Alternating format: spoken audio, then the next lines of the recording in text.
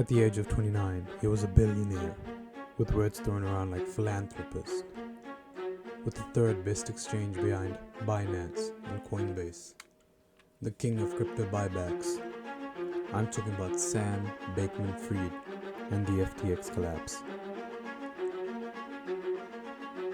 Was he simply misunderstood? Was he much more a criminal mastermind? Was he a marketing genius with a team that led him to create the grand arsenal that's ever been seen in the crypto scene? So join us as we dive into the inner workings of Sam Bankman-Fried, the FTX collapse, and figure out if this was preventable, and figure out the damage and the implications that this event has led. So how exactly did he become a billionaire at the age of 29? And what led to his ultimate downfall? We're going to explore the ins and outs, but first, we have to head back to the start, when it all began. Started to make headlines. He launched a quantitative trading firm called Alameda Research and found a way to exploit price differences in Bitcoin in different parts of the world to make a sizable fortune. In particular, he bought them cheaply in the United States and was able to sell them in Japan for up to 30% more. He did that for a couple of years. I mean, look, could you blame the guy? He found a sort of loophole in the system, a sort of infinite money glitch. He was able to buy Bitcoin at a lower price and then sell it at a higher price in Japan, making a vast amount of money. And he did this for many years. Ended up rolling some of those profits, as well as taking on some new investors to create his exchange FTX. One of his investors was Changpeng Zhao, the founder and CEO of Binance, which is the largest crypto exchange in the world. FTX focused on a particular type of trade called derivatives, which are used as a hedging tool to help traders and people manage risk. FTX stands for Futures Exchange, and it was built specifically to handle those types of trades. FTX was a pretty good product. People liked it. It was advertised as by traders for traders, and institutions trusted it. They, at some point, actually had a lot of money. Although looking at the balance sheet that came up, looks like a large portion of it was coins that they themselves effectively created. Those coins created by FTX, which ultimately contributed to the company's downfall, were known as FTT. FTT belongs to this weird class of cryptocurrencies that are created by exchanges, and you can think of them as loyalty points because they give users all these perks on exchanges like discounts and trades. FTT is kind of a utility token. It doesn't represent an ownership stake in FTX, but in a certain way it is similar to a stock. So the reason FTX was so successful was the use of this FTT token.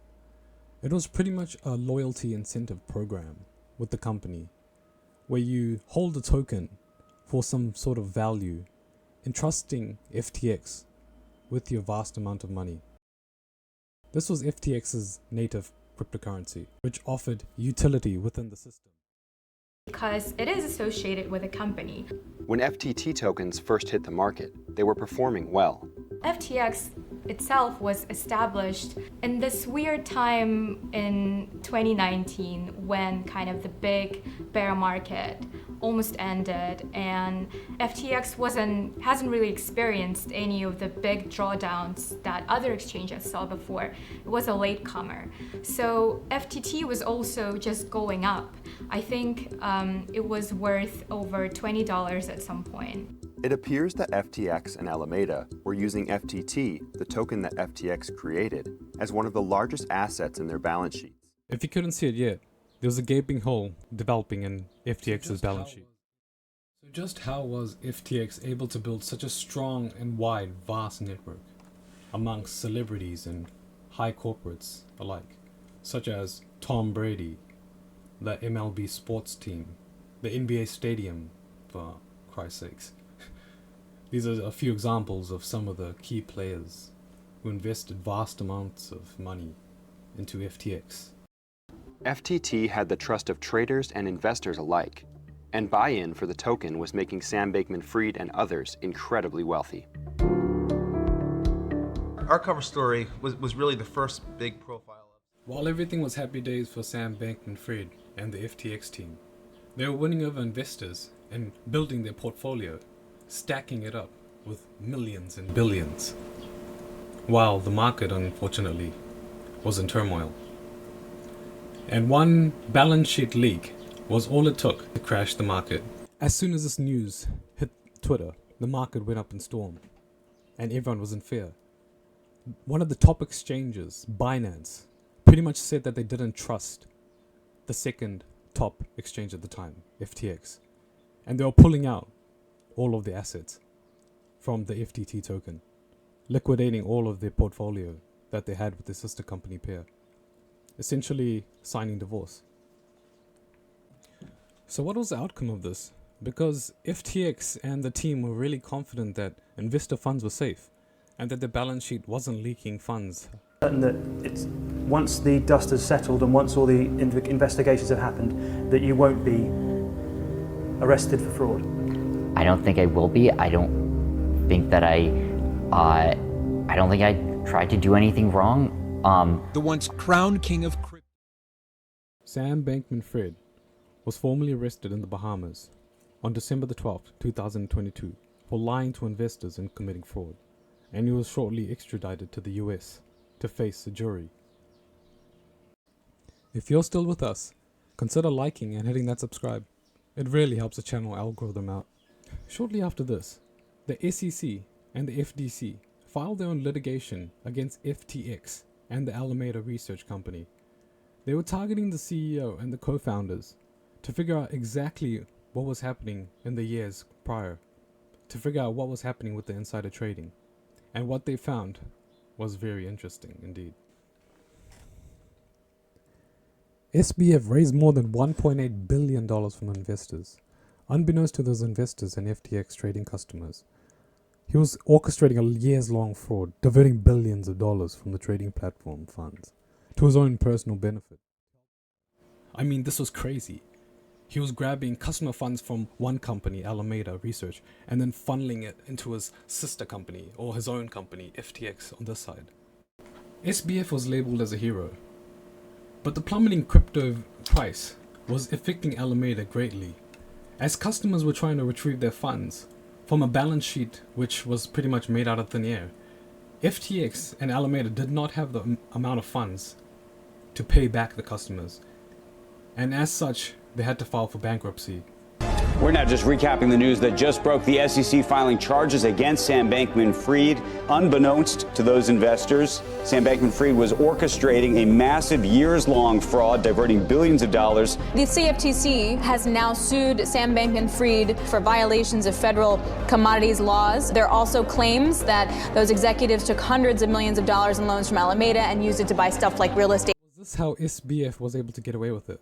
With very large political donations. Looking back at the year, I think he was one of the largest donors. Interesting, isn't it? So just where exactly is SBF now, a year on, at this time of the video?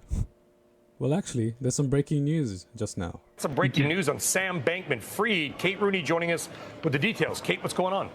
Hey there, Brian. So Sam Bankman-Fried's bail has been revoked. The judge deciding this just moments ago in a Manhattan courtroom, still deciding whether that means he's headed to jail. The judge, though, saying that he attempted to tamper with witnesses at least twice. DOJ prosecutors had accused him of witness tampering. You can see the courtroom there. Outside there, he also, they say, intimidated witnesses through his many conversations with the media. The latest example, Brian, Bankman-Fried had leaked a series of documents to the New York Times about a key witness, Caroline Ellison. She's the former CEO of the hedge fund Alameda, which was also founded by Bankman-Fried. She's already pleaded guilty to multiple counts of fraud and is Bankman-Fried's former girlfriend. Bankman-Fried's legal team had argued that he was exercising his First Amendment rights by talking to the media. The judge had issued a warning back in July. Bankman-Fried has already had his internet access restricted, was not able to use a smartphone.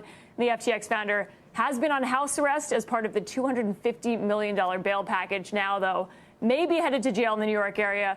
We'll get more information about that soon. But again, bail has been revoked. That trial is set to kick off in October, Brian. Okay, I know there's a lot we don't know. This is a big deal, and I think... So currently he's in New York, And as you guys just saw, he's been doing some witness tampering with the CEO of Alameda Research at the time. Probably talking some good things, I guess. But if this is true, it is highly likely that SBF will face real jail time in New York in the coming days and weeks. This is barely anything compared to some of the people who have lost their life savings to this man and his companies. More updates from SBF when they come. So that leaves us with, where's the future now in the crypto space and exchanges with bad players in the mix? And is this inevitable in the future again? Guys doing business in a bad way and cause a lot of damage. So we need to find the balance. So it's not an easy task. So that's on the regulation side. And then on the crypto side, with people holding their own assets, be their own bank, I think eventually the technology will get there. But today, it's not easy. Today, technically, you can. The technology is there, but it's just not easy to use. It's not easy for an average person to say, hey. With the vast amount of exchanges, the amount of money being transferred from wallet to wallet, transaction to transaction, the fear of missing out sometimes could overlap the greed. And that's what I'm afraid of.